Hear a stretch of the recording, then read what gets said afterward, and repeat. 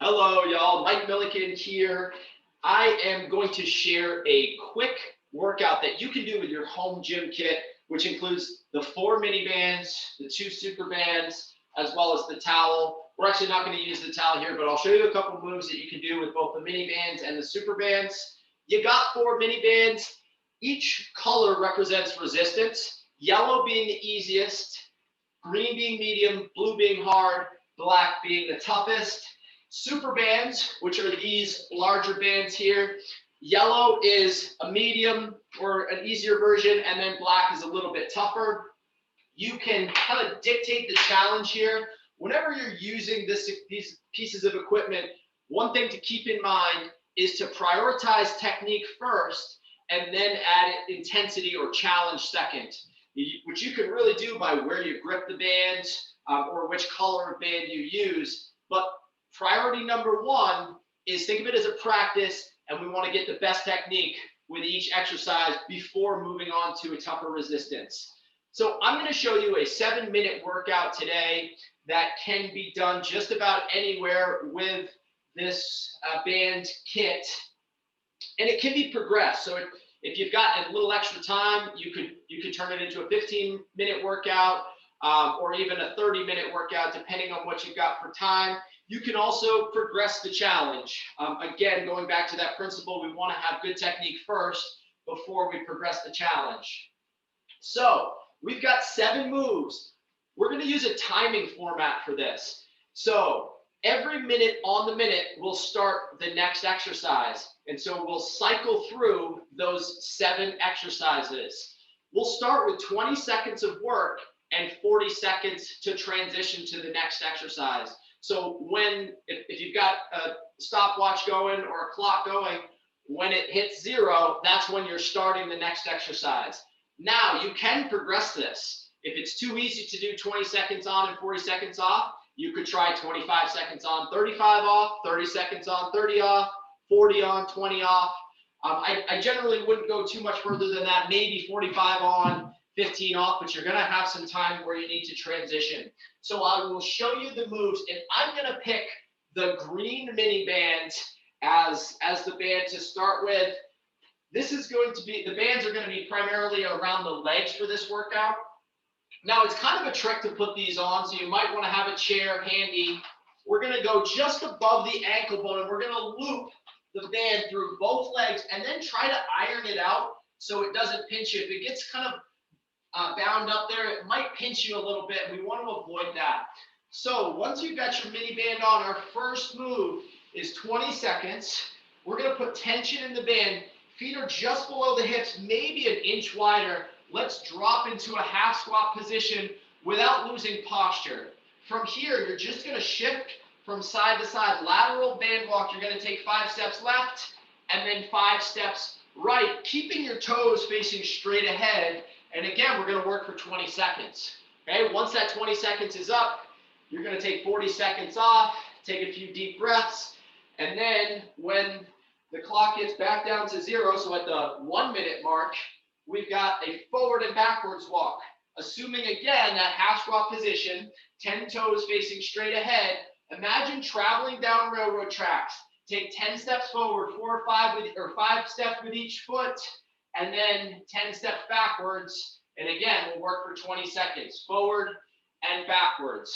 Forward and backwards. Try not to rock at the torso here. So we want to lock down the midsection and resist rocking from side to side. So try to stay tight at the midsection. Next move, you're going to pull the band up to just above the kneecaps. So you could go to your chair and we'll pull it above the kneecaps and try to iron it out so it doesn't pinch you again. And our next move is a squat pattern. So baseline move here is you could just sit and stand at a chair. If you start to feel a little bit more comfortable, then you can take the chair away, get low, get tall. And what the band is going to do is it's going to train you to keep the knees from knocking in. So that's a safer position in your squat pattern, is to make sure that the knees are out. They don't have to be shoved way out, but we don't want to let the knees knock in. So use the band as a cue to keep your knees out as you drop the hips. Again, 20 seconds of work, 40 seconds to transition. Next move, we're going to go right down to the floor, keeping the band where it's at. And when the clock hits 0 or the top of the minute, we're going to go to a bridge. Relax the back of the head and the shoulders on the floor. Feet are just in front of the hips, and we're going to put about 10 inches between your feet. From here, exhale, bridge the hips up to the ceiling, squeeze the butt and don't let the band knock your knees together. Exhale, bridge, control back down, and repeat again, about 20 seconds of work, and then 40 seconds to transition. That is it for the mini bands.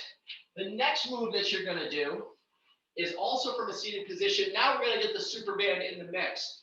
Wrap the Superband, and I'm going to use yellow here, around the arch of the feet. We're going to get nice, good posture. So we're seated up tall, and you can grab the band wherever you need for tension. The more tension you put in the band, the more challenge you'll get. You could also loop the band, so double the band up for the most tension here. Of course, if the yellow band doesn't provide enough tension, you could try the black band. So this move is a row, a band row. So you're going to grip the band, maintain good posture, pull the elbows by the ribs, and then hands come to the bottom of the chest, pull, and then extend.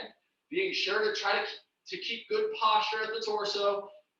And think about using your breath. Exhale as you pull. Again, about 20 seconds of work. You got 40 seconds to transition. Sixth move is a tall plank. Hands are stacked underneath the shoulders. We're going to get into a high plank position, long spine, and we're just holding here. Now, if this bugs your wrist, you've got the option to go to the forearms. You also have the option to go either on a chair or an ottoman or a countertop. Hands again stacked underneath the shoulders, and we want to get nice and tight. It's a shoulder and upper body move as well as an ab move. Now, if that move is a little bit too easy for you, you've got the option to go into a push-up. For your push-up, we want to keep a long spine so we don't want to drop the head, and think about keeping vertical forearms. Get low, push the ground away, get tall. So you've got whatever option you need to challenge yourself, again, staying within that principle of great technique before adding challenge. Final move is a dead bug. So you're going to go onto your back. Knees are just above the hips. Elevate the feet.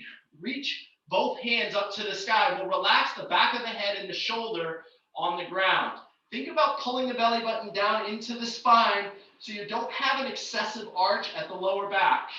We're going to extend opposite arm, opposite leg on an exhale. So exhale, get nice and long. The heel is just an inch off the ground. The opposite arm is reaching towards the wall behind you. And then inhale, control back to the top, and then repeat on the opposite side.